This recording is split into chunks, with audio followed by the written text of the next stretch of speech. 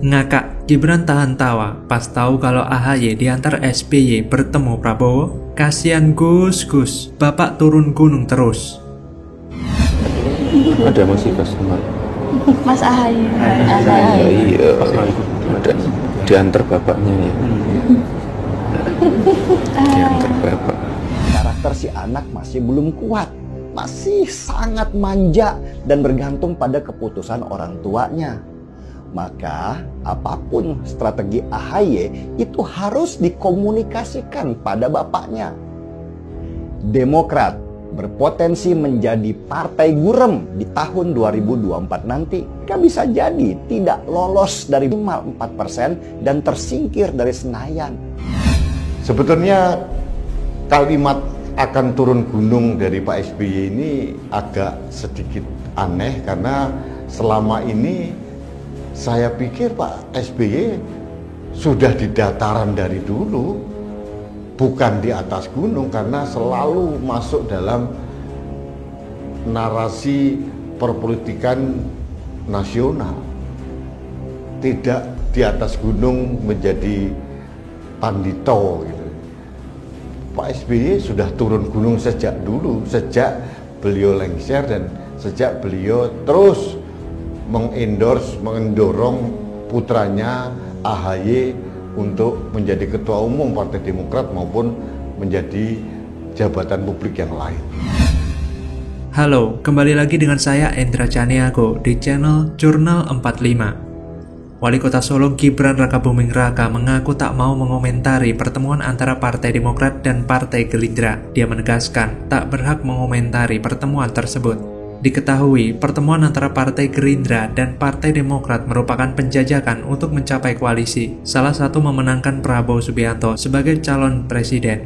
Sebelumnya, Partai Demokrat sudah menarik dukungan dari Anies Baswedan. Pasalnya, Anies Baswedan memilih menggandeng Muhaimin Iskandar sebagai cawapres. Padahal Anies Baswedan disebut telah menjanjikan Agus Harimurti Yudhoyono sebagai cawapresnya, sehingga Susilo Bambang Yudhoyono mulai menjajakan anaknya kepada Prabowo Subianto. Gibran Rakabuming Raka pun berkelakar soal SBY yang mendampingi AHY saat bertemu dengan Prabowo Subianto. Dia menilai SBY masih ikut-ikutan dalam karir politik anaknya.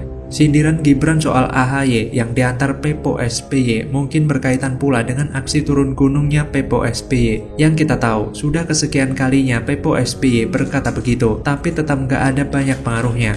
Sebelumnya, Ketua Umum atau Ketum Partai Gerindra Prabowo Subianto menyambut kedatangan Ketua Majelis Tinggi Partai Demokrat Susilo Bambang Yudhoyono atau SBY di Hambalang, Jawa Barat, Minggu 17 September 2023. SBY datang ke kediaman Prabowo bersama Ketua Umum Partai Demokrat Agus Harimurti Yudhoyono atau AHY yang juga putranya. Kedatangan para petinggi Demokrat ini disebut sinyal bergabungnya ke Koalisi Indonesia Maju atau KIM, pengusung bakal calon presiden atau baca pres Prabowo. Ketua Umum Partai Demokrat Agus Harimurti Yudhoyono atau AHY menitipkan agenda perubahan dan perbaikan kepada bakal calon presiden Prabowo Subianto. Sekretaris Jenderal DPP Partai Demokrat Teguh Rifki Harsya menjelaskan, agenda perubahan dan perbaikan bukan berarti mengganti atau menghapus seluruhnya program yang telah berjalan saat ini. Meskipun Demokrat telah menyampaikan dukungannya secara langsung ke Prabowo, Teguh Rifki menyampaikan deklarasi dukungan secara resmi akan diumumkan oleh AHY di hadapan ribuan kader saat rapat pimpinan nasional atau Rapimnas Partai Demokrat pada 21 September 2023. Agenda perubahan dan perbaikan merupakan visi Partai Demokrat yang menurut AHY dalam beberapa kesempatan merupakan aspirasi dari masyarakat serta para kader.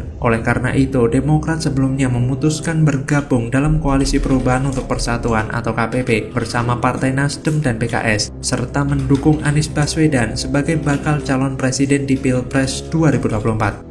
Walah, Mas AHY, gak malu apa sama jabatan dan usia dewasamu? Mendingan besok mundur saja sebagai ketum partai, daripada nanti anggota atau kadermu malu karena punya ketum kok masih model begitu, pantes kurang laku sebagai baca pres. Bahkan mungkin posisi menteri pun masih terlampau bagus. Lah, mau negosiasi dan mencari dukungan saja harus diantar bapaknya. Benar-benar bapak yang istimewa. Tidak salah jika dipanggil Pepo oleh anak-anaknya. Mbok ya kasihan toh Gus. Masa bapak terus disuruh turun gunung? Masa kejayaan SBY sudah berakhir dan pengaruhnya juga sudah nggak ada lagi, sehingga mau dia turun gunung atau tidak nggak akan ngaruh apa-apa terhadap kondisi perpolitikan tanah air. Yang ada justru AHY kelihatan lemah karena dia yang ketum partai, tapi yang turun gunung bapaknya melulu. Lantas bagaimana kalau menurut Anda? Jadi Cawapres Anies, Denny Siregar ingatkan nafsu besar Caimin di Pilpres 2019 silam. Kasus kardus durian masih mengintai. Apakah Caimin bakal lolos karena campur tangan Paloh? KS, apa sih yang nggak mungkin buat seorang Caimin? Semuanya mungkin. Apalagi ini berkaitan dengan mimpinya Caimin sejak lama untuk menjadi calon wakil presiden. Ingat kan dulu Pilpres 2019 Caimin itu punya nafsu besar jadi calon wakil presidennya Jokowi. Sehingga ketika pundaknya ditepuk oleh Jokowi aja, dia sudah senang banget dikira Jokowi akan menjadikannya calon wakil presiden.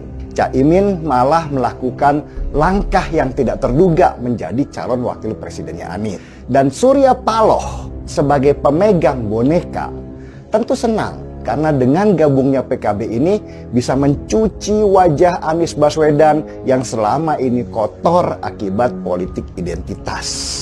Kalau kita bicara Caimin memang penuh dengan luar biasa. Sikapnya, gayanya, luar biasa. Dia bermain dan dia adalah pemain aman dalam setiap event apapun. Dia juga pemain yang sangat tega karena masih muda, tapi dia pemain lincah dalam perpolitikan nasional.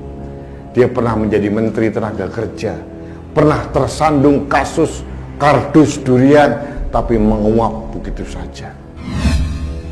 Halo, kembali lagi dengan saya Endra Caniago di channel Jurnal 45. Populis.id. Pegiat media sosial Denny Siregar mengingatkan nafsu besar Ketua Umum Partai Kebangkitan Bangsa atau PKB, Muhaimin Iskandar alias Caimin di Pilpres 2019 usai menjadi cawapres Anies Baswedan. Denny Siregar awalnya mengaku kaget Caimin dideklarasikan sebagai capres Anies Baswedan karena PKB dan Partai Keadilan Sejahtera atau PKS yang merupakan anggota Koalisi Perubahan untuk Persatuan atau KPP mempunyai jejak ideologi berbeda. Saya kaget juga ketika Caimin akhirnya masuk menjadi calon wakil presidennya Anies karena saya pikir waktu itu nggak mungkin di sana ada PKS, ucap Denny Siregar.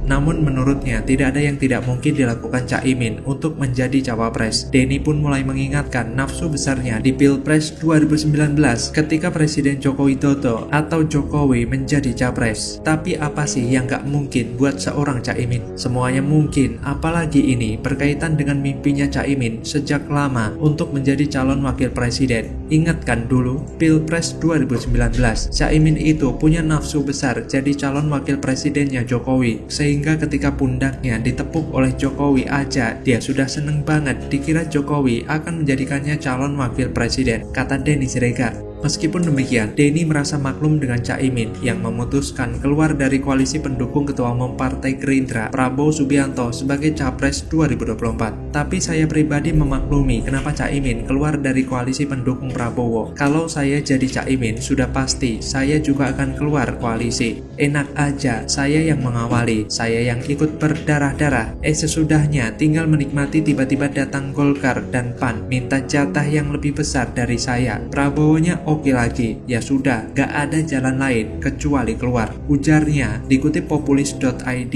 dari YouTube Cokro TV Kamis 7 September. Cadas betul ya Om Denny ini. Memang betul ya, Caimin ini mungkin sedang sakit hati banget sama Prabowo dan koalisi barunya. Maka dari itu, mumpung Surya Paloh dan Anies juga sedang mengincar kekuasaan dan lalu kemudian menawarinya jatah posisi cawapres, ya otomatis langsung diiyakan saja sama yang bersangkutan. Hanya saja, rencana Caimin yang mau nyawapres dengan bikin koalisi baru dengan Nasdem tersebut sepertinya makin kusut. Kenapa demikian? Ya, karena kasusnya dulu yang dikenal dengan istilah kardus durian mau digarap lagi oleh KPK. Sebagaimana kita ketahui bahwa pada 2011 silam, dua pejabat Kemenaker ditangkap KPK. Keduanya merupakan anak buah Caimin saat menjabat sebagai Menaker. Beberapa waktu kemudian, KPK juga menangkap kuasa direksi PT Alam Jaya Papua, yaitu Darnawati. Darnawati inilah yang kemudian mengungkapkan bahwa perusahaannya memberikan uang senilai 1,5 miliar rupiah kepada Caimin karena telah meloloskan PT Alam Jaya Papua sebagai kontraktor proyek Kemenaker di Mimika, Papua sebesar 73 miliar rupiah. Uniknya, uang suap untuk Caimin tersebut diberikan dengan bungkus pakai kardus durian. Nah, makanya disebut sebagai kasus kardus durian. Dan dalam waktu dekat tim penyidik KPK akan menggelar perkara kasus ini. Jadi disitulah nantinya pembuktian dilakukan. Apakah Caimin terbukti ataukah ia justru pandai menghilangkan barang bukti? Dengan demikian ada kepastian hukum yang dibuat untuknya. Tapi dengar-dengar, dengan Caimin merapat ke kubu Anies Nasdem, saya dapat selentingan kabar jika Surya Paloh bisa mengelola status hukum dari yang bersangkutan. Entah gimana maksud dari kata mengelola itu. Apakah Caimin yang terindikasi jadi tersangka ternyata nanti batal jadi tersangka alias bakal lolos?